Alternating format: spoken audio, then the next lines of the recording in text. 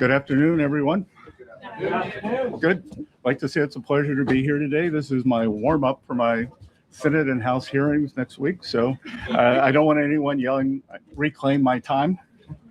So let's start out with Trump accounts. Trump accounts, I believe, are the most important benefit for young people since the GI Bill. Today, the app is now available on all major platforms, bringing the president's vision directly to American homes. Nearly 6 million American children have been signed up for Trump accounts, which will launch on July 4th. And I would encourage all of you to go to trumpaccount.gov to sign up. We had a historic tax filing season. We passed the largest tax cuts in American history. The average refund this filing season is nearly $3,300, an 11% increase from last year. And importantly, very importantly, 62 million returns, 44% claimed at least one of the president's signature tax cuts. No tax on tips, no tax on overtime, the reduced taxes on Social Security benefits. 85% of our seniors paid no taxes, and the auto deductibility on loans for American cars. And to remind everyone, Democrats, every Democrat voted against those programs. We've had sustained and resilient GDP growth. Real GDP has risen 2.6% over the past 4 quarters. Atlanta Fed's GDP now predicts 3.8% for this second quarter. The U.S. energy dominance, part of our resilience stems from our energy dominance. Natural gas is down, is my belief, and the futures market is showing us oil will be lower than pre-conflict levels. We are more resilient to energy price fluctuations due to President Trump's energy dominance and deregulatory agenda. The United States is now the world's largest energy exporter. The United States has never exported so much energy or produced so much energy. Main Street prosperity, the average 401k is up almost $30,000 since President Trump's inauguration. President Trump RX has already saved Americans over $600 million. I'm sure all of you will want to report on that. And the unemployment rate remains low at 4.3%. So with that, I'm happy to ask questions. I will mention 3 weeks ago, I got an honorary degree from the University of South Carolina. So if you really want to get a question, you can call me Dr. Bessent. So,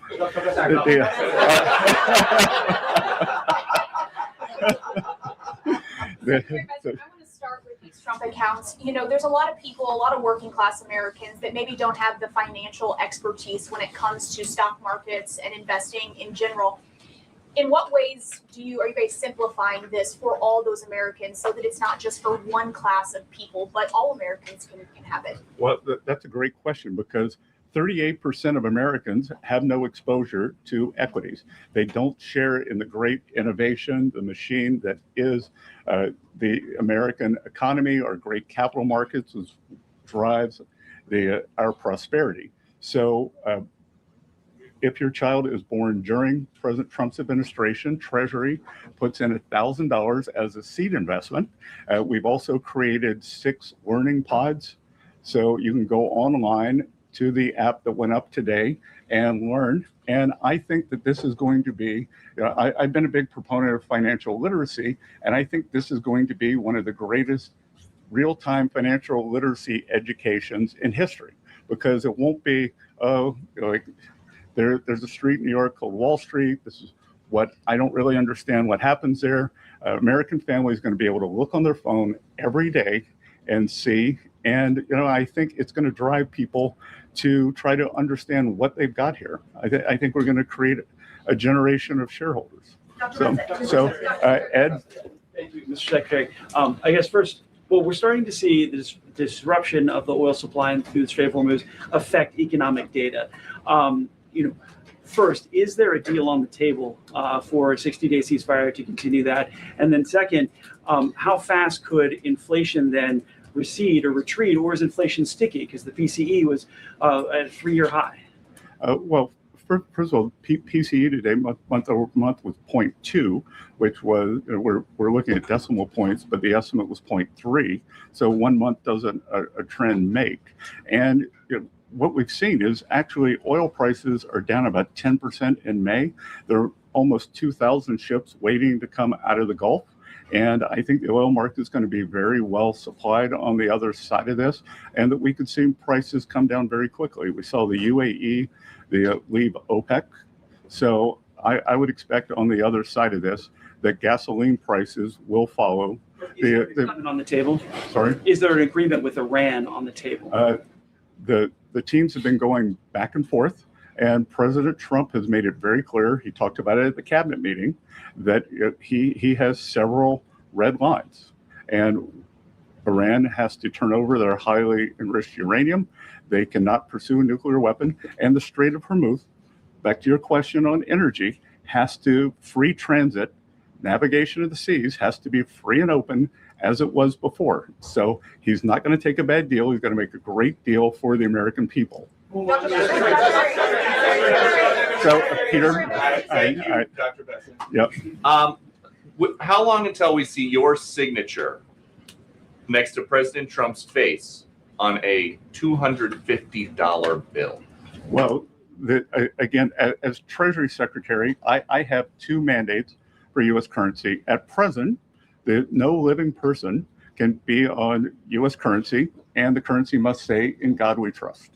So right now, there is proposed legislation in front of the House, in front of the Senate, to change the first requirement so that a living person, Donald J. Trump, could be on a $250 bill. So it's all in the hands of the, it's all up on Capitol Hill. So at Treasury, we prepare things in advance. So we have prepared in advance that if the legislation is passed, but we will stick to the law.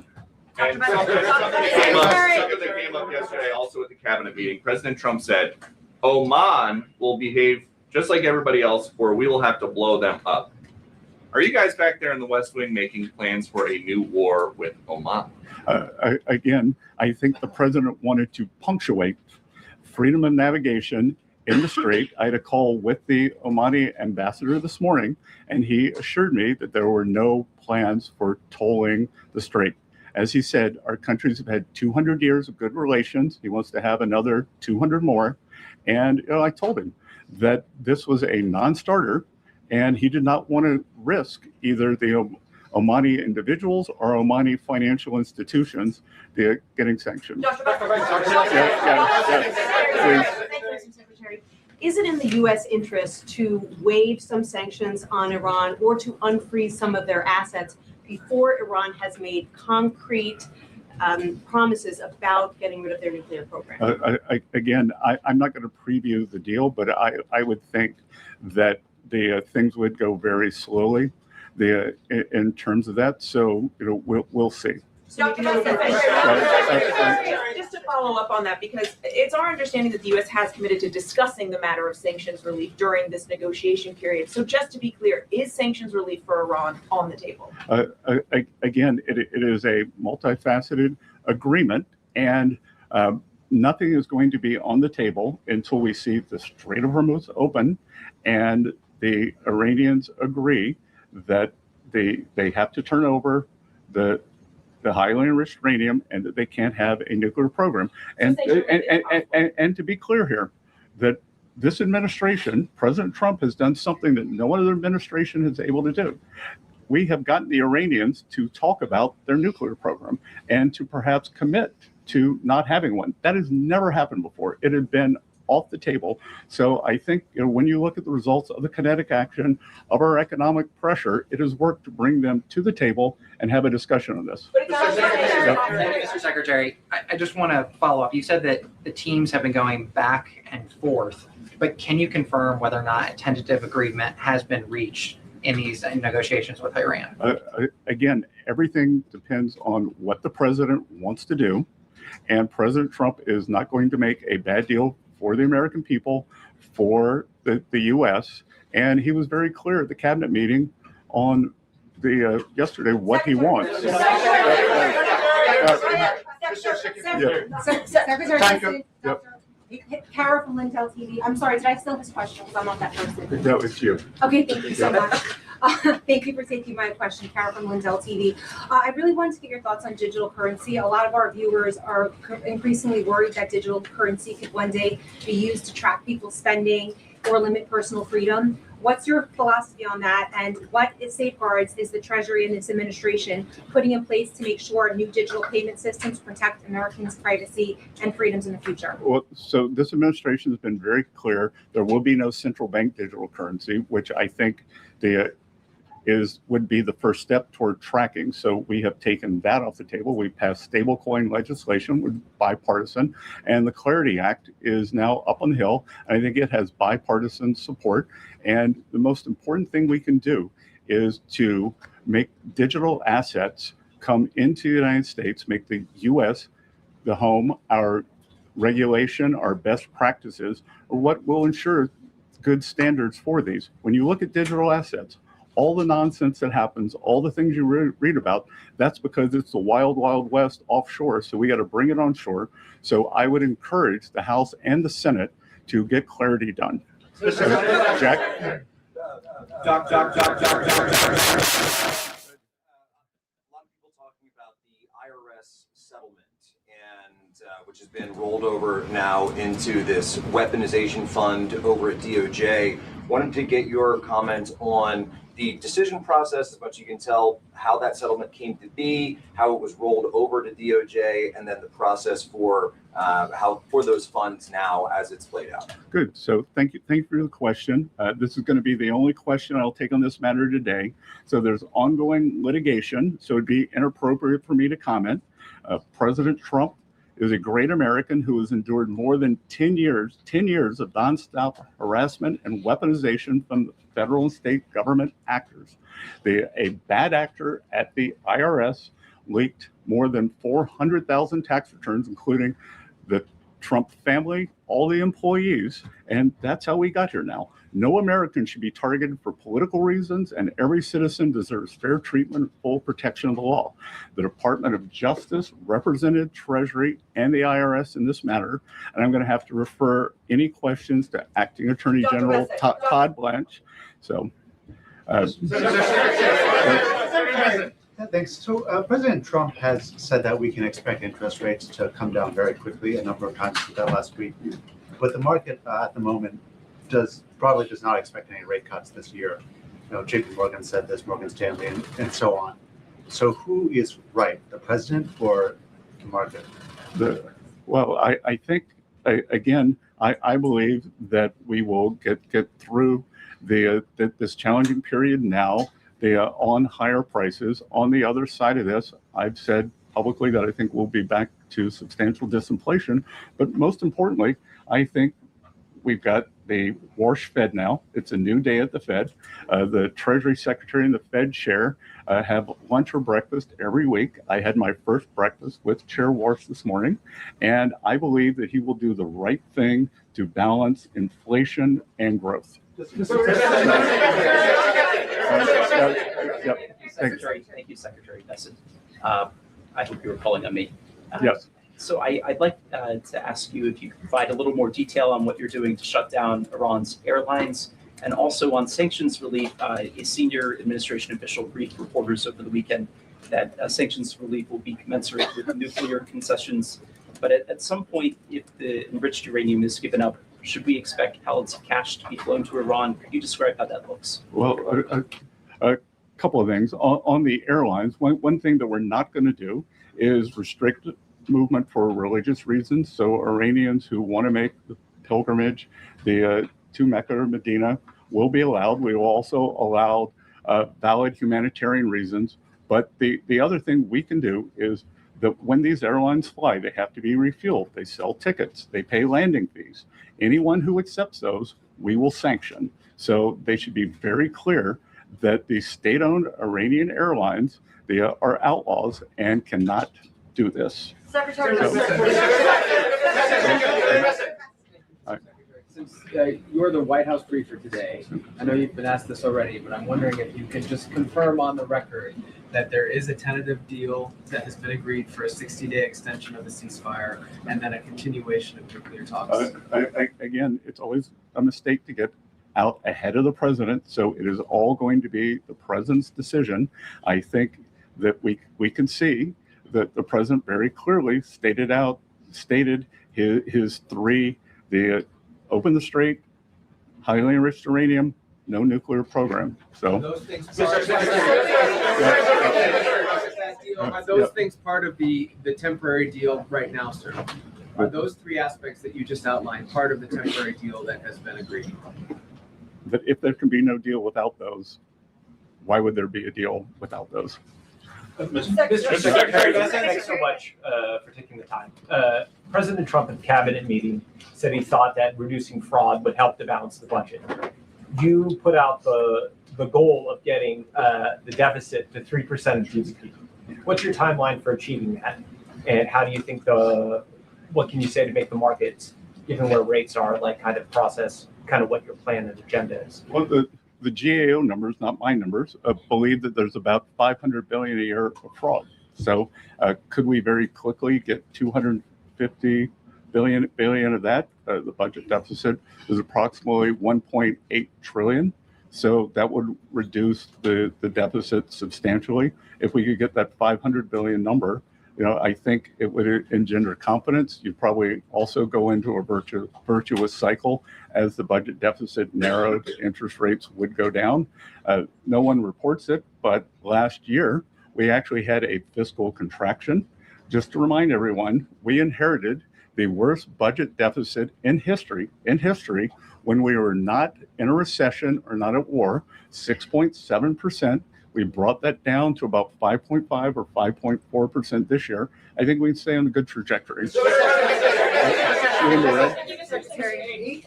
Mr. Secretary, without an executive order, does the U.S. government have adequate defenses in place to address the risk created by Anthropic's new AI models?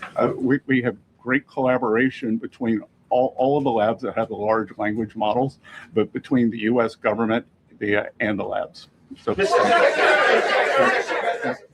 you, Mr. Secretary. Or, is me? Okay. Thank you, Mr. Secretary. Appreciate it. First, did you speak with the president before this briefing? Did he show any willingness to this 60-day ceasefire extension? I haven't seen the president today. And then I just want to follow up. When can Americans, the average American, and can the U.S. economy work for the average American without a deal with Iran? Again, I believe we've already seen oil prices come down substantially. We are pumping more oil than we've ever seen before. And as I said, these are short-term challenges that we will get over, and I think we'll move forward. In the white. Mr. Secretary, just to follow up. No, in the white. Oh, thank you, Mr. Secretary. Appreciate it. Given how much this upcoming midterm election will hinge on the economy, what did you think about President Trump's comments in the cabinet meeting yesterday saying he didn't care about the midterms? So you're calling President Trump a statesman. You're saying that he is taking a statesman-like position, that he has a core belief, and he believes that the most important thing is for Iran never to have a nuclear weapon. So I believe both things can be true, that we can do well in the midterms, that we perhaps have the makings of a deal here. And I believe that, and look, the economy, that it is challenging now, but unemployment is still low. Tax refunds were high, and consumer spending is still quite high. So in my private business over the years, I always looked at what were consumers doing, not what they were saying. And I'm in constant contact with the banks, and every income quintile is still doing well. Amen.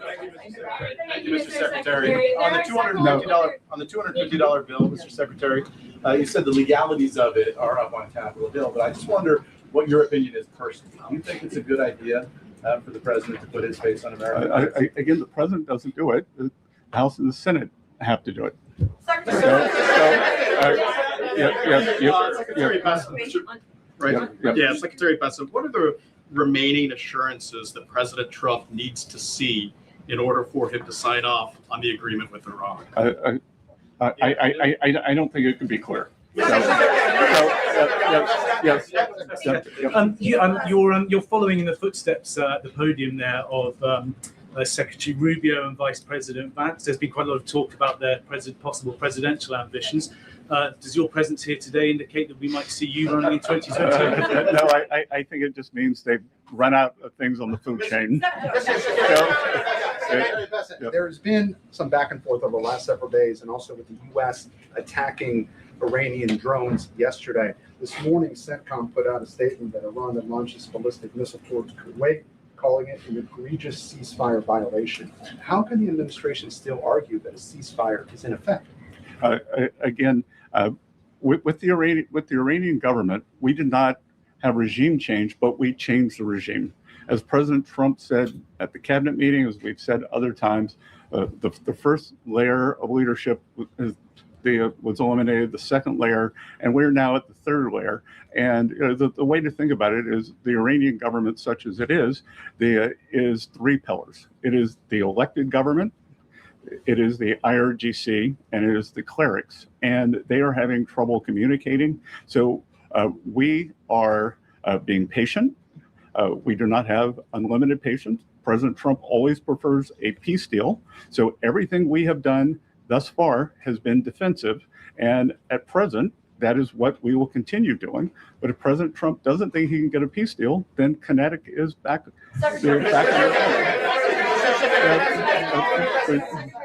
Secretary. Are you hopeful that the oil prices will go down once this conflict is over, given the fact that the Strait of Hormuz remain closed, and by the time this oil gets to the major markets, could be 2 or 3 months?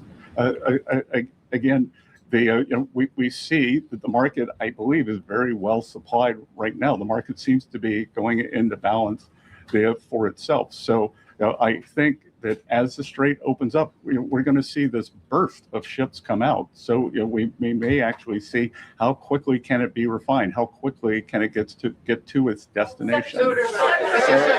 Thank you so much, Alina Shirazi from the Daily Mail. You wrote resilience on your cabinet note meetings. Several times the photographer zoomed into it. Are you trying to keep the president calm? Are you trying to keep yourself calm? Why did you write all those notes? So people could look over my shoulder, photograph them, and think they got a scoop. So, Is the United States considering a reconstruction program for Iran if a deal is signed? Again, I think we got to get to the deal before we get to the other side. Before we get to you in the pink. In the red? No, in the pink. In the pink, thank you. Cristina Londoño with Telemundo Network.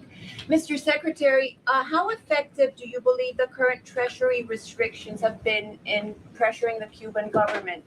And also, if you're in the room when those talks are being held, are there any plans to either tighten the sanctions or to ease the sanctions against the Cuban government to get some type of change? Again, that's going to be up to the Cuban government. That they can go up, they can go down. That we've tried to get humanitarian aid in, and the regime rejected it. So because they wanted to go through their corrupt system. So they could go up, they could go down. It's carrot and stick. Secretary Rubio doing a fantastic job of managing this process, and we at Treasury are working with him. So in the red. Reagan Reeves with the Daily Caller. I want to ask you about Antifa. In October, the Treasury Department started working with the FBI to investigate who's funding Antifa. Can you give us an update on that investigation? How close are you guys finding out who's funding Antifa? It is ongoing. We've made substantial progress, and I think in the weeks and months ahead, we're going to have a lot to report. One thing that did go underreported that I would point out to all of you is the IRS is now giving guidance on the Form 990, which nonprofits they have to file. And we are going to encourage or demand that nonprofits know their grant recipients. So if a grant recipient is violent, if they are suppressing people's rights, then you are responsible for that. And I think that's a very good first step. Yep. There's new government data that shows that Americans are now saving a smaller share of their incomes than at any time over the past 4 years. Are you seeing signs that American households are dipping into their savings to pay for the higher costs of things like gas and groceries? And does data like that concern you right now? Well, so a lower academic literature would tell you a lower savings rate can mean one of two things. The kind of the doomer view that you took, or that people have more confidence, or it could be something else, because for instance, stock market gains or 401k gains might not show up in savings, so they're looking at that, think that they can draw down their household savings. You're obviously concerned about the risks posed by advanced AI models like Mythos to critical infrastructure. The financial sector is concerned as well. What types of changes are being considered to the AI executive order so it can pass? And do you believe that an AI executive order needs to include the pre-public access for government? Again, we're working very closely with the large language labs. They've been excellent partners, and we are going to get a solution that solves for the maximum calculus. What we want to do, the U.S. is the AI leader in the world. We're an AI superpower. China is second. They are trailing substantially. We want to make sure that we keep that lead. So we are working on the exact calculus between innovation and safety, and we want to optimize for that. So you in the glasses. Yeah. Yeah, in the glasses. No, you don't have glasses on. You in the glasses. Thank you for taking my question. There was a report this morning that Justice Alito's son is working in your department. Can you confirm that that's the case? And if so, do you believe that that means that he should be, that the justice should recuse himself from cases that involve your department? I am sure that Mr. Alito follows all legal and ethical guidelines, and I can assure you that at Treasury, we follow all the legal and ethical guidelines. Thank you, Mr. Secretary. I have two questions for you, but just to follow what you said about the. Well, you did call me doctor, so I only get one. Well, I'll shoot for two. You said that it's up to Congress. The president's face is on a $250 bill, but it is actually the Washington Post that's reporting two political appointees from the Treasury Department who have asked agencies to be ready to do that. Do you think politically it's a good idea to put his face on a $250 bill when people are struggling to afford gas? I don't really understand this Washington Post article. That who hears from the Post? Yep.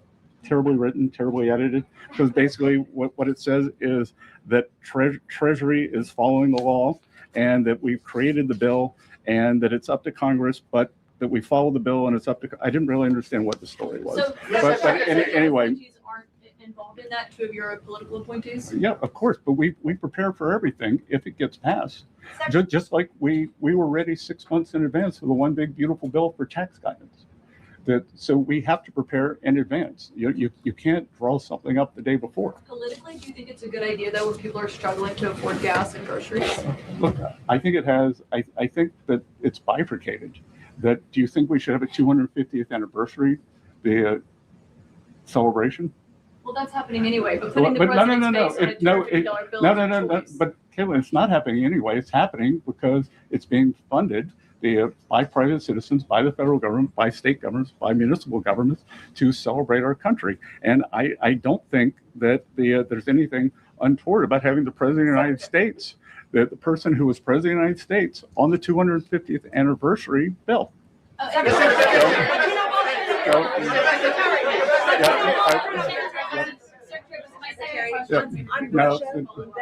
No. On Russia sanctions, what you just commented on there, Mr. Secretary, about the $1.8 billion fund. Is it accurate that the General Counsel of the Treasury Department resigned over that? I will not be taking any other questions. I will not be taking any other questions. Wall Street over here. So. The scale of the assault from Russia on Kyiv in recent days, and the fact that diplomacy seems to have settled down. There is no diplomatic talks happening right now between Russia, Ukraine, or the U.S. What about sanctions? Is the U.S. considering sanctions on Russia at this time? Well, the U.S., this administration has put the hardest sanctions on Russia of any country. So let's review let's review how the sanctions regime has gone since the Russian action on Ukraine. Biden administration put on what I would call mild sanctions because they were worried about gasoline prices going up into an election. It would be an unstatesmanlike sanctions. Probably the worst national security advisor in the history of the country, Jake Sullivan, in an act of bravery on his way out the door in January, they raised the sanction level on behalf of the Trump administration. We let those in situ when we took office. Fast forward to October, and President Trump instructed me to sanction the two largest Russian oil companies, Lukoil and Rosneft, which we did. No other government has done that. So no one has done more sanctions than the Trump administration on Russian oil.